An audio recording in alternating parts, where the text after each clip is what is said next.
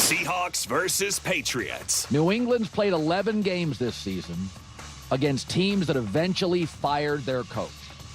So it's not that they played average teams.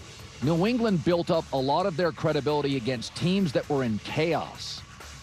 Drake May, in games that he throws 35 or more, and they don't want him to. I think he's going to have to. He's 1-7. And he is the most sacked quarterback in the league, including the playoffs. He's the first quarterback with 5+ giveaways and 15+ sacks ever taken in a single postseason. And I'd argue Seattle's defense is better. The Seahawks have led for 113 of the 120 minutes, so they'll probably take a lead. Okay? The 3 games they lose in the regular season, they lost them by a total of 9 points, 1 to the Rams. They're 10-0, best in the league when committing 1 or fewer turnovers. That's the secret here. Can New England force 2? Their defense allows 3.8 yards per rush. I can't get past that. Drake May is going to have to play a nearly flawless game with 1 or no turnovers, and most of it will have to be from deep in the pocket. I don't think you can bubble screen Seattle to death. I'm going to take the Seahawks to win close. I think it's low scoring. I think Seattle's capable of making mistakes. A very young team. 24-20 Seattle. Still like the Patriots, plus the points and the under. And I do think Seattle, the second youngest team in the league, makes mistakes. All right. Colin has been fixated on the Seattle Seahawks' propensity for errors since the opening week. And I have to admit, it's grown incredibly tiresome. Frankly, it's been grating. I'll need to revisit that segment. I recall launching into an extended monologue when he initially declared they commit too many blunders, citing that as his rationale for dropping them from his top 10 rankings. The situation reached a tipping point for me when he subsequently predicted a loss to the Commanders. I essentially lost my composure. I should really dig up that clip. This current development is particularly intriguing because, as recently as yesterday, Colin was on record forecasting a Patriots victory. This indicates an 11th hour reversal. He has altered his stance. For an extended period over these past several weeks, his position was unequivocal. Patriots are going to win. Patriots, Patriots, Patriots. Now, in the final moments leading up to the game, he has switched his pick to the Seattle Seahawks defeating the New England Patriots. Let's establish the fundamental framework for analyzing this Seattle Seahawks versus New England Patriots matchup. Please, try not to get overly tangled in the specific terminology I'm about to employ, as it may inadvertently provoke some listeners. My core assertion is this. There is absolutely nothing accidental, serendipitous, fortunate, or born of celestial luck that has propelled the Seattle Seahawks to their current position. The sole instance one might cite is the Minnesota Vikings' questionable decision to allow Sam Darnold to depart in free agency, but that constitutes a distinct category of fortune, more a competitor's misstep than divine intervention. However, from the moment the season commenced and the actual play began, there has been precisely zero accident in their journey to the Super Bowl. The Seattle Seahawks are an elite football team. They are a special collective. They are, unequivocally, a stacked roster. Our collective perception often stumbles over specific names. While Jackson Smith-Njigba has now been in the league long enough to establish himself, and we acknowledge Cooper Kupp's greatness, his advanced age somehow subtly tarnishes our view of him. Mike Macdonald, as a defensive-minded head coach, automatically places him at a slight perceptual disadvantage. Furthermore, his relative youth means we lack a definitive, career-defining reference point. We haven't witnessed him, as a bona fide head coach, devise a Super Bowl game plan to dismantle a Tom Brady or a Patrick Mahomes. We can't say, remember what Mike Macdonald's defense did in that big game? That frame of reference simply doesn't exist for him in this lead role. And then, of course, there is Sam Darnold. He is the quintessential face of this perceptual challenge. The prevailing sentiment is, it's Sam Darnold. The football world remains largely perplexed about his true identity at this juncture. This uncertainty extends to other vital contributors on this roster, players like rookie sensation wide receiver Manowari, and various others whose names don't yet resonate league-wide with the same weight. Contrast this with a team like last year's Philadelphia Eagles, universally labeled as stacked. Why? Because the names were household. A.J. Brown, Devonta Smith, Lane Johnson, Hassan Reddick. These are established, massive brands. When they excel, the stacked label is applied effortlessly. Even a seasoned coordinator like Vic Fangio, with decades of experience, faced doubts about his ability to contain Patrick Mahomes on the biggest stage. The point is, even with a sterling resume and 20-plus years of experience, ample room for skepticism persists. To illustrate this cognitive dissonance, recall Colin's profound lack of belief in those very Eagles last season. He famously claimed they wouldn't even reach the red zone against the Chiefs. Yet after they won, the narrative instantly pivoted to, well, of course they won. They're stacked, and the Chiefs were banged up. How does one reconcile these opposing viewpoints?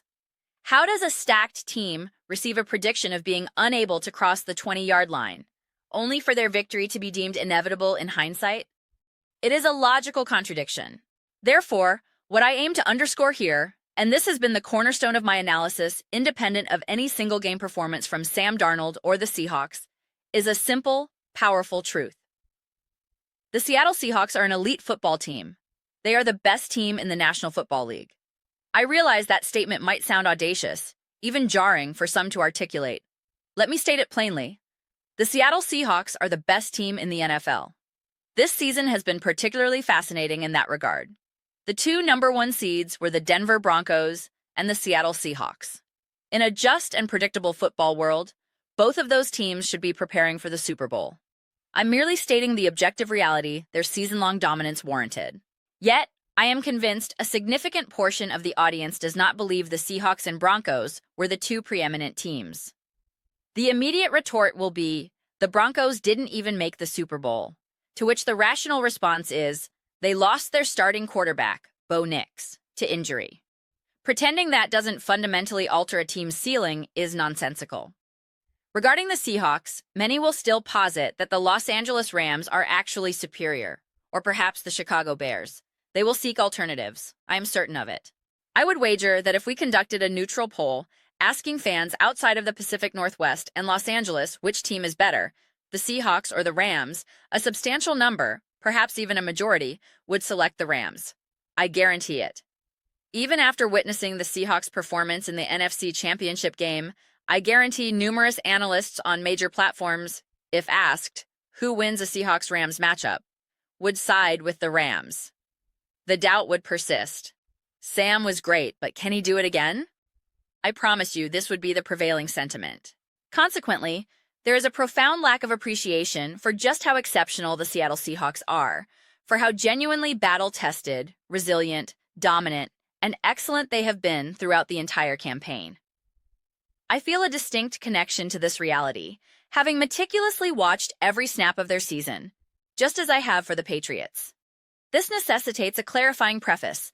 My analysis is not meant to suggest the New England Patriots have accidentally arrived at this point.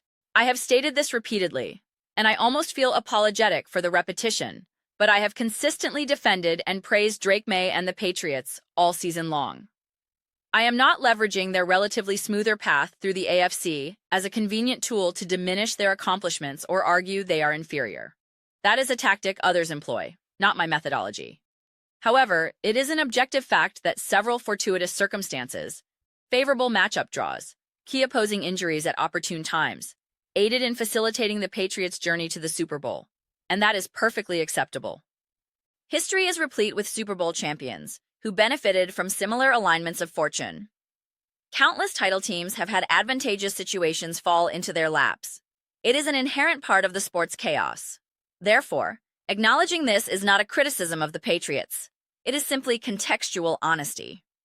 You can still celebrate a team's achievement while recognizing the context of their path. When you juxtapose these two franchises, the only plausible reason to harbor any doubt about the Seahawks stems from a deficit of belief or confidence. A confidence gap that exists because you lack the same familiarity with a core group of Seahawks players. They are younger. You haven't observed them perform at this level year after year. Mike Macdonald is a younger, defensive-oriented head coach. Were he an offensive savant, the hype would be stratospheric.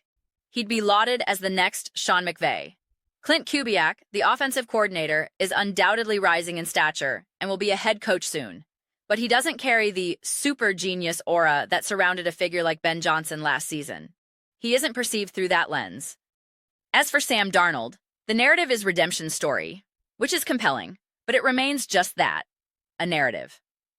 I question how many individuals genuinely believe in their core that Sam Darnold is currently a top 3 quarterback in the NFL, despite his statistically superior season to players like Lamar Jackson.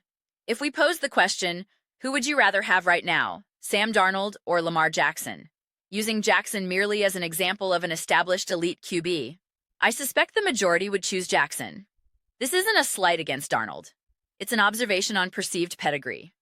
Consider this hypothetical. If Sam Darnold wins the Super Bowl and Super Bowl MVP, then immediately demands a market value contract extension worth, say, $200 million, asserting he is severely underpaid, how would the public react? A significant contingent would argue, he's not worth that. The system and the talent around him elevated his play. How would he fare without Clint Kubiak? Without Jackson Smith-Njigba? These are qualifiers seldom attached to the league's established, unquestioned elite quarterbacks. Thus, there exists a fundamental lack of trust, or belief, which are subtly different but both applicable here, in the Seahawks' key figures. This perceptual gap obscures the reality of their collective greatness. My contention is simple. Provided the Seattle Seahawks deliver a performance representative of their standard, they will win this game and control its tempo from start to finish. As I've posited before, if both teams play their absolute best, A-game football, the Seahawks win by multiple scores. They are the fundamentally superior team from top to bottom. The pathway to a Patriots victory necessitates the Seahawks not playing their best football. This subpar performance could be self-inflicted through uncharacteristic errors, or it could be induced by a brilliant, disruptive game plan from New England. Other teams can force you away from your optimal level of play. This is the intriguing dynamic. The Seahawks do not require the Patriots to be off their game or to make self-destructive mistakes in order to win. The Seahawks possess a wider array of avenues to victory because they are, simply put, the better football team. I find it exceptionally difficult to envision a scenario where I watch this Super Bowl and conclude, wow, the Seahawks were phenomenal. Sam Darnold was brilliant. The defense was ferocious and executed perfectly. They just barely lost to the better team. That outcome seems implausible to me. I cannot conceive of the post-game analysis centering on Seattle's excellence in a losing effort. If the Seahawks lose, it will be because they faltered. It will be because they made critical, unforced errors at inopportune moments. A devastating mistake. Picture this. They lead by 3 points in the fourth quarter, driving to extend the lead to 2 scores. Instead, a strip sack results in a scoop-and-score fumble return for a Patriots touchdown. Suddenly, they find themselves down by 4 points with only a few minutes remaining, facing a daunting 3rd and long. The narrative instantly becomes, how did they let this slip away? That is the kind of scenario that could unfold. That, however, is the essence of football, especially in the Super Bowl.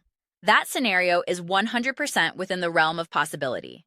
It is precisely these high-stakes, razor-thin margins that render the Super Bowl so anxiety-inducing, intense, captivating, and magnificent. It is winner take all. Every single snap carries monumental weight. There is not one inconsequential play in the entire contest. This is what captivates millions upon millions of viewers worldwide. I am utterly brimming with anticipation. I cannot wait for this game. I firmly believe that on Sunday, a vast national audience will be formally introduced to the true identity of the Seattle Seahawks. They will come to understand who this team really is. But these are merely my perspectives. I am absolutely eager to hear yours. What are your thoughts on the Seattle Seahawks? On the fact that Colin Cowherd has now officially shifted his prediction to a Seattle victory? Please share your opinions in the comments below. I read every single comment.